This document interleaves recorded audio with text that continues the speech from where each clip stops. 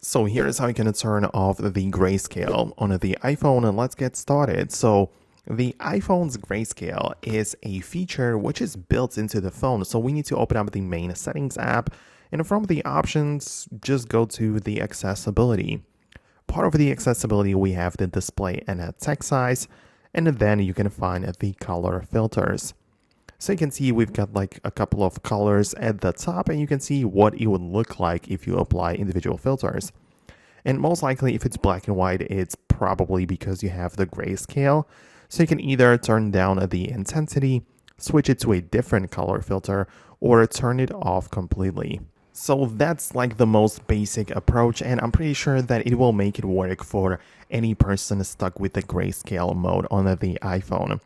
If you would like to get it like a little bit more advanced with the grayscale and changing the color filters, what you can do is to find the accessibility shortcuts within the main accessibility page in your settings. So it should be somewhere at the bottom, and make sure you have the color filters selected there.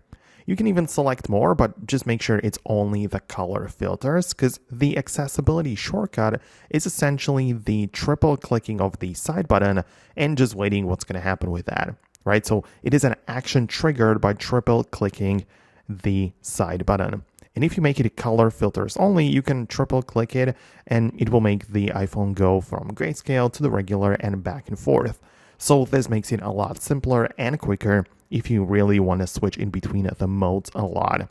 So that's going to be about it. Let me know below in the comments what you think. Most definitely subscribe for more tutorials, and I'm going to catch you later in the future videos.